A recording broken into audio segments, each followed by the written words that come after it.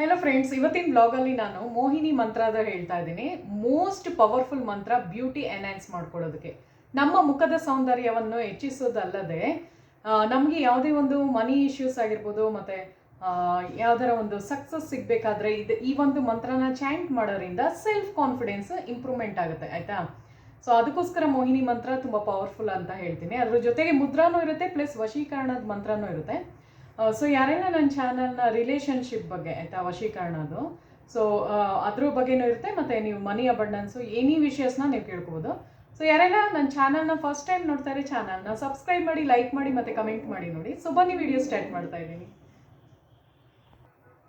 So Mohini ರೂಪ ಹೇಗೆ ತಾಳಿರೋದು ಅಂತ ನಿಮಗೆ ಕೆಲವ್ರಿಗೆ ಗೊತ್ತಿರುತ್ತೆ, ಕೆಲವ್ರಿಗೆ ಗೊತ್ತಿರಲ್ಲ. ಸೊ ಯಾವ ಒಂದು ಸಮಯದಲ್ಲಾಗಿರುತ್ತೆ ಅಂದರೆ ಸಮುದ್ರ ಮಂಥನ ಟೈಮಲ್ಲಿ ಒಂದು ಕಡೆ ರಾಕ್ಷಸರು ಇರ್ತಾರೆ, ಒಂದು ಕಡೆ ದೇವತೆಗಳಿರ್ತಾರೆ.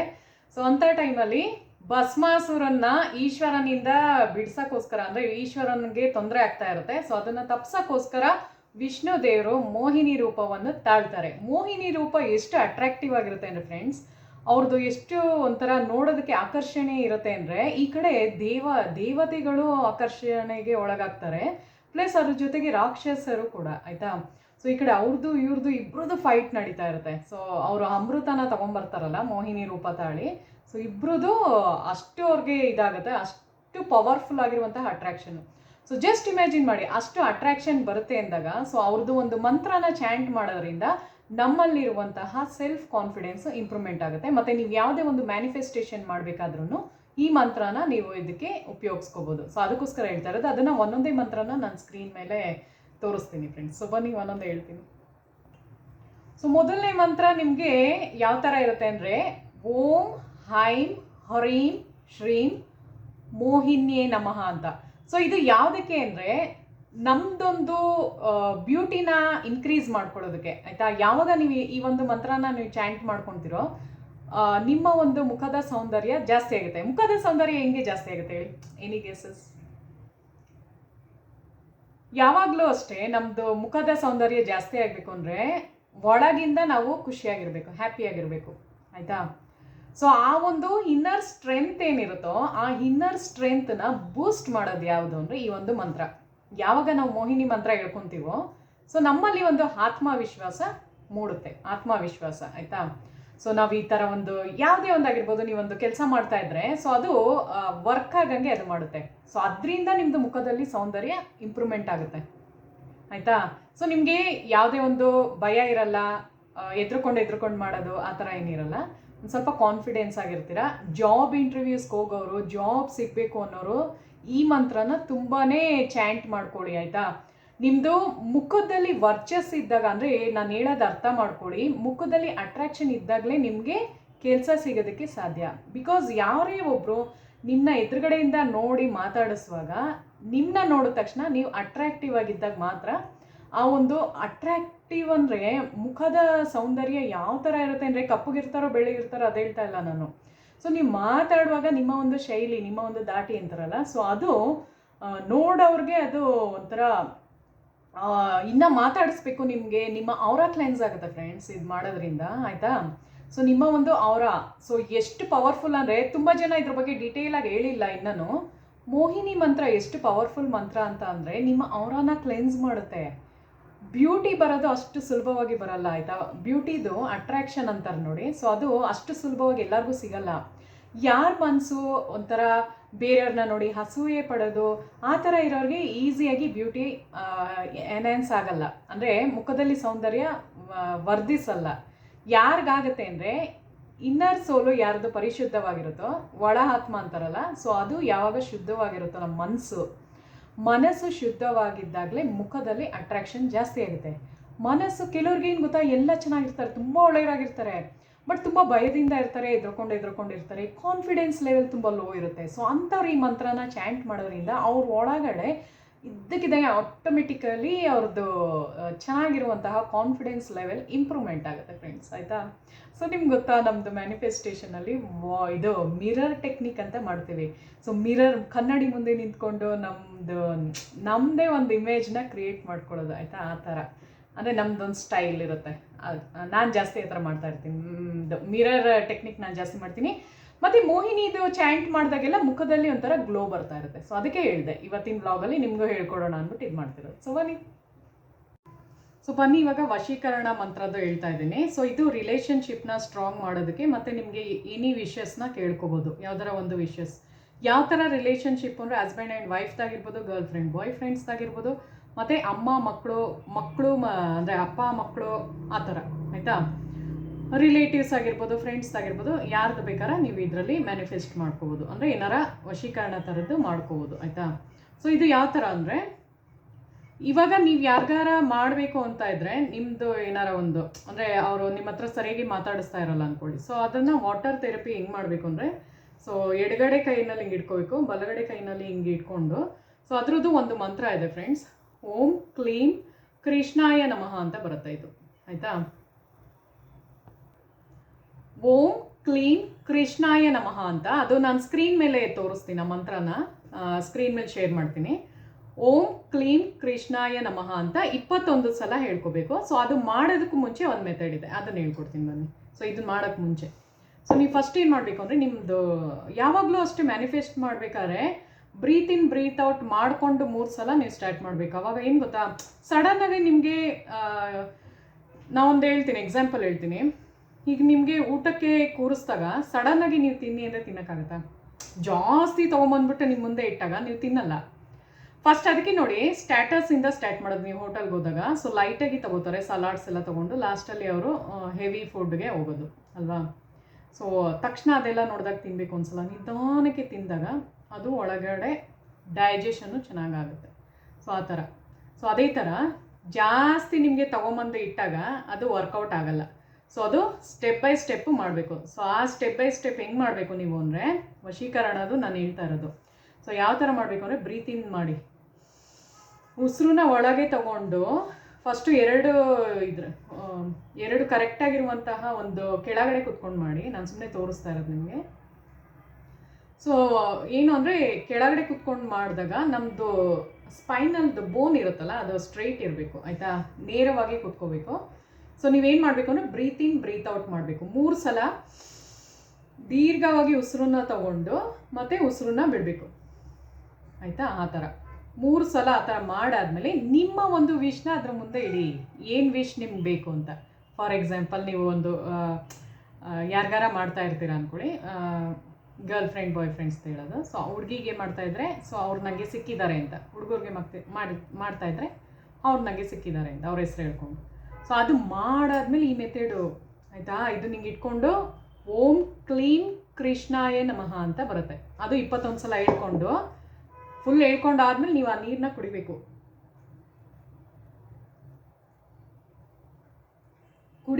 ಆಯಿತಾ. ಸೊ ಕುಡಿಯೋಕ್ಕೆ ಮುಂಚೆ 3 ಸಲ ಉಫ್ ಮಾಡಬೇಕು.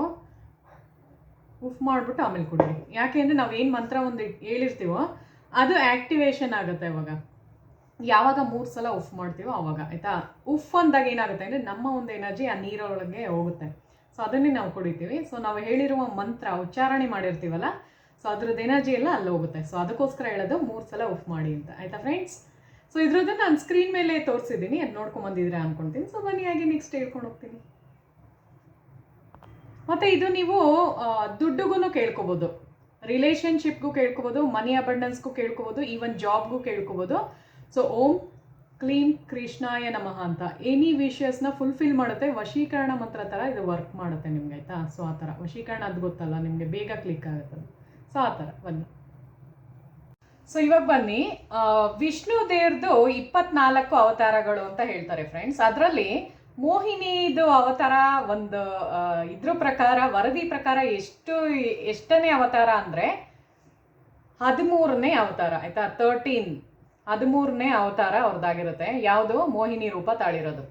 ಬಟ್ ಪರ್ಟಿಕ್ಯುಲರಾಗಿ ತಗೊಂಡ್ರೆ ಮೇನ್ ಇದರಲ್ಲಿ ನೋಡಿದಾಗ 10 ಅವತಾರಗಳು ಸಾಮಾನ್ಯವಾಗಿ ವಿಷ್ಣು ದೇವ್ರದ್ದು 10 ಅವತಾರ ಅಂತ ಬರುತ್ತೆ. ದಶಾವತಾರ ಅಂತಾರಲ್ಲ, ಸೊ ಆ ಥರ.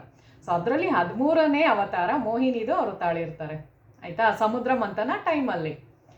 ಸೊ ಮೋಹಿನಿ ಮಂತ್ರದು ಮುದ್ರಾನ ಯಾರು ಮಾಡ್ತಾರೋ, ಸೊ ನಿಮಗೆ ಗೊತ್ತಾ ನಾನು ಯಾಕೆ ಈ ಒಂದು ಟಾಪಿಕ್ ತಗೊಂಡೆ ಅಂದರೆ, ನಮ್ಮದು ಚಕ್ರ ಹೀಲಿಂಗ್ ಆಗ್ತಾ ಬರುತ್ತೆ, ಆಯಿತಾ. ನಾನು ಹೇಳಿದ್ನಲ್ಲ, ಯಾವಾಗ ನೀವು 2 ಕೈನ ಹಿಂಗೆ ಇಟ್ಕೊಂಡು, ಸೊ ಮೋಹಿನಿ ಮುದ್ರೆ ಹೆಂಗೆ ಮಾಡೋದು ಅಂದರೆ, 2 ಹೆಬ್ಬೆಟ್ಟುಗಳನ್ನ ಹಿಂಗೆ ಸೇರಿಸ್ಬೇಕು, ಮಧ್ಯದಲ್ಲಿ ಹಿಂಗೆ ಸೇರಿಸ್ಬೇಕು.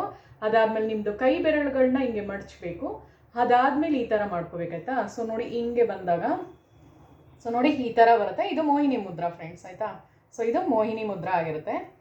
ಸೊ ಆ ಥರ ಮಾಡಿ ನಿಮ್ಮ ಚೆಸ್ಟ್ ಹತ್ರ ಅಂದರೆ ಅನಾಹತ ಚಕ್ರ ಅಂದರೆ ಆಜ್ನಾ ಚಕ್ರ ಅಂತಲೂ ಕರೀತಾರೆ. ಅನಾಹತ ಚಕ್ರನ ಆಜ್ನಾ ಚಕ್ರ ಅಂತಲೂ ಕರೀತಾರೆ. ಸೊ ಇಂಥ ಕಡೆ ಎದೆ ಹತ್ರ ಇಟ್ಕೊಂಡು ಹಾರ್ಟ್ ಚಕ್ರ ಸೊ ಅಲ್ಲಿ ಇಟ್ಕೊಂಡು ನೀವೇನು ಮಾಡಬೇಕು ಅಂದರೆ ಕಣ್ಣು ಮುಚ್ಚಿಬಿಟ್ಟು ನಿಮ್ಮದು 2 ಐಬ್ರೋಸ್ ಮಧ್ಯ ಫೋಕಸ್ ಮಾಡಬೇಕು ಫ್ರೆಂಡ್ಸ್. 2 ಐಬ್ರೋಸ್ ಮಧ್ಯದಲ್ಲಿ ಥರ್ಡ್ ಐ ಇರುತ್ತೆ ನೋಡಿ. ಸೊ ಥರ್ಡ್ ಐ ಹತ್ರ ನೀವು ಫೋಕಸ್ ಮಾಡಬೇಕು.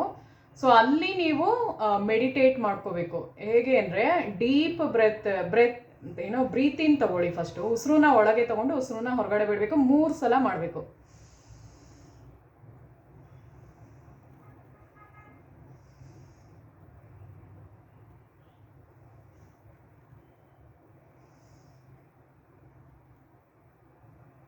ಆಯಿತಾ. ಸೊ ನಿಧಾನಕ್ಕೆ ನೀವು ಉಸಿರನ್ನ ಒಳಗೆ ತೊಗೊಂಡು ಉಸಿರನ್ನ ನಾನು ಕಣ್ಬಿಟ್ಟು ತೋರಿಸ್ತಾ ಇದ್ದೀನಿ, ನೀವು ಮಾಡೋ ಕಣ್ಮುಚ್ಕೊಂಡೆ ಮಾಡಿ.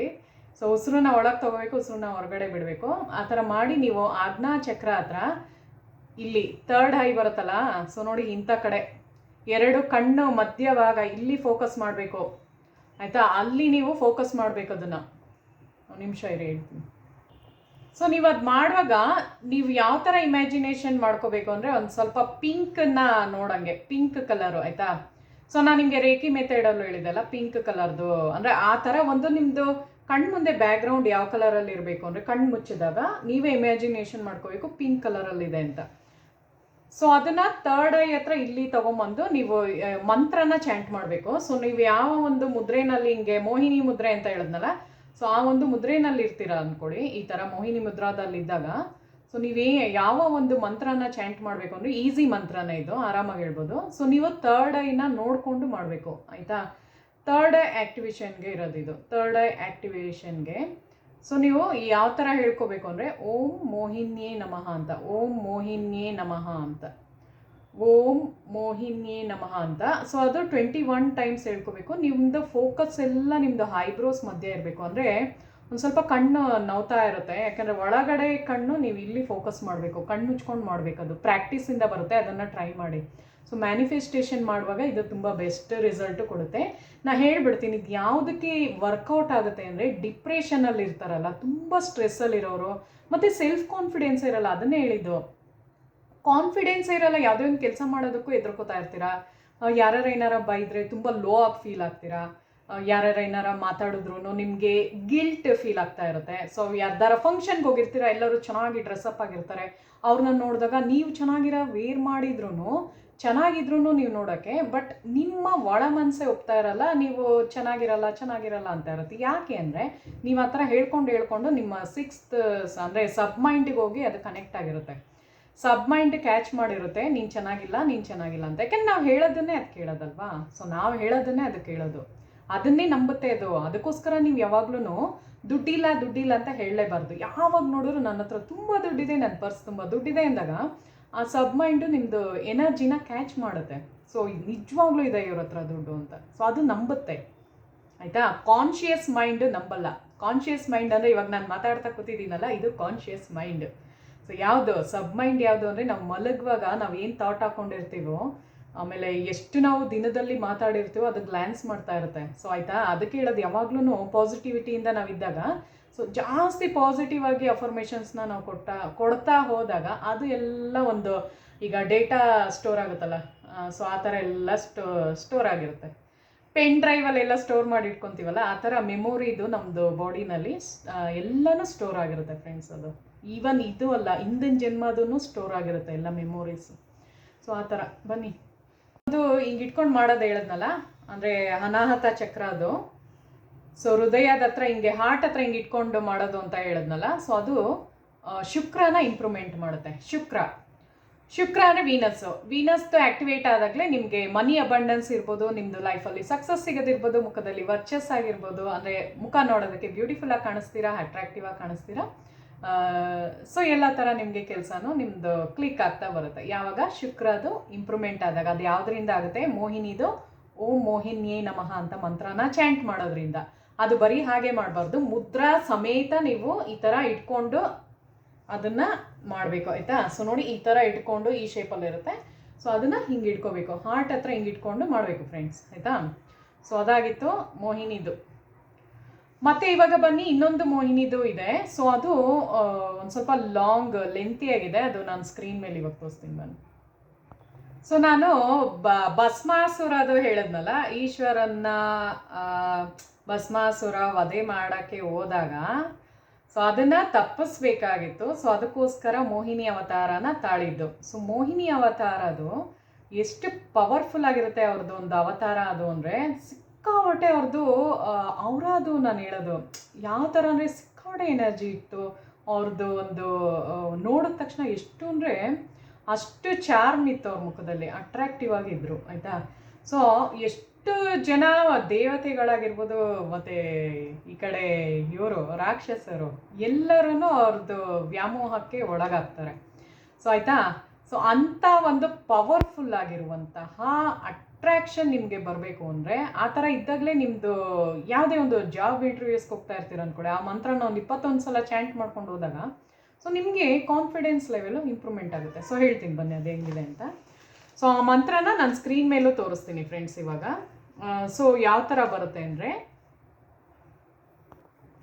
ಓಂ ಮೋಹಿನ್ಯೇ ವಿದ್ಮಯೇ ಮಾಯಾರೂಪಿಣ್ಯೇ ಧೀಮಹಿ ತನ್ನೋ ಮೋಹಿನಿ ಪ್ರಚೋದಯಾತ್ ಅಂತ ಆಯಿತಾ.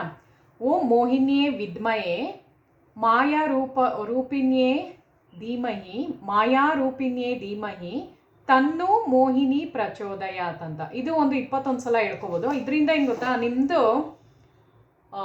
ಫೇಸ್ದು ಬ್ಯೂಟಿ ಎನ್ಹ್ಯಾನ್ಸ್ ಆಗುತ್ತೆ, ಮುಖದ ಸೌಂದರ್ಯ ಜಾಸ್ತಿ ಆಗುತ್ತೆ, ನಿಮಗೆ ಸೆಲ್ಫ್ ಕಾನ್ಫಿಡೆನ್ಸ್ ಬರುತ್ತೆ. ಅವಾಗ ಸ್ಟ್ರೆಸ್ ಇರಲ್ಲ, ಥೈರಾಯ್ಡ್ ಇಶ್ಯೂಸ್ ಇರಲ್ಲ, ಪಿಗ್ಮೆಂಟೇಷನ್ನು ಕಡಿಮೆ ಆಗುತ್ತೆ, ಪಿಂಪಲ್ಸು ಮತ್ತು ಡಾರ್ಕ್ ಸ್ಪಾಟ್ಸು ಎಲ್ಲ ಹೊಟ್ಟೋಗುತ್ತೆ, ಬ್ಯೂಟಿ ಎನ್ಹ್ಯಾನ್ಸ್ ಆಗುತ್ತೆ. ಅದ್ರ ಜೊತೆಗೆ ನಿಮಗೆ ಸೆಲ್ಫ್ ಕಾನ್ಫಿಡೆನ್ಸ್ ಬಂದಾಗ ಯಾವ ಥರ ಇರ್ತೀರಾ, ನಿಮ್ಮದು ನೋಡೋದಕ್ಕೆ ಒಂಥರ ಅಟ್ರಾಕ್ಟಿವ್ ಆಗಿ ಬ್ಯೂಟಿಫುಲ್ ಆಗಿ ಕಾಣಿಸ್ತೀರಾ ಆಯಿತಾ ಫ್ರೆಂಡ್ಸ್. ಅಂದರೆ ನಿಮ್ಮದು ಯಾವುದೇ ಒಂದು ಕೆಲಸ ಕಾರ್ಯ ಚೆನ್ನಾಗಿ ಕ್ಲಿಕ್ ಆಗುತ್ತೆ, ಮನಿ ಅಬಂಡೆನ್ಸು ಇಂಪ್ರೂವ್ಮೆಂಟ್ ಆಗುತ್ತೆ. ಸೊ ನೀವು ಯಾವುದೇ ಒಂದು ಇದು ಮಾಡಬೇಕಾದ್ರೆ ಆಟೋಮೆಟಿಕ್ಕಾಗಿ ನಿಮ್ಮದು ಅದನ್ನು ಕ್ಲಿಯರ್ ಆಗ್ತಾ ಬರುತ್ತೆ. ಯಾಕೆಂದರೆ ನೀವು ಸೆಲ್ಫ್ ಕಾನ್ಫಿಡೆನ್ಸಿಂದ ಯಾವಾಗ ಇರೋಕ್ಕೆ ಸ್ಟಾರ್ಟ್ ಮಾಡ್ತೀರೋ ಆವಾಗ ಮನಿ ಅಬಂಡೆನ್ಸ್ ಜಾಸ್ತಿ ಆಗುತ್ತೆ. ಹೆಂಗೆ ಹೇಳಿ, ಯಾಕೆಂದರೆ ನೀವು ಮ್ಯಾನಿಫೆಸ್ಟ್ ಮಾಡ್ತಾ ಇರ್ತೀರಲ್ಲ, ಅದು ಕ್ಲಿಕ್ ಆಗ್ತಾ ಬರುತ್ತೆ. ಯಾಕೆಂದರೆ ನಿಮ್ಮದು ಆ ಎನರ್ಜಿ ಲೆವೆಲ್ಲು ಹೈಯಲ್ಲಿರುತ್ತೆ, ಟಾಪ್ ಲೆವೆಲಲ್ಲಿ ನಿಮ್ಮದು ಎನರ್ಜಿ ಇದ್ದಾಗ ಅದು ಬೇಗ ಕನೆಕ್ಟ್ ಆಗುತ್ತೆ ಯೂನಿವರ್ಸ್ಗೆ. ಸೊ ಇವತ್ತಿನ ವ್ಲಾಗ್ ನಿಮ್ಗೆ ಇಷ್ಟ ಆದರೆ ನನ್ನ ಚಾನಲ್ನ ಸಬ್ಸ್ಕ್ರೈಬ್ ಮಾಡಿ, ಲೈಕ್ ಮಾಡಿ ಮತ್ತು ಕಮೆಂಟ್ ಮಾಡಿ ಅಂತ ಕೇಳ್ತೀನಿ. ಸೊ ಮುಂದಿನ ವಿಡಿಯೋದಲ್ಲಿ ಸಿಗೋಣ. Thank you so much.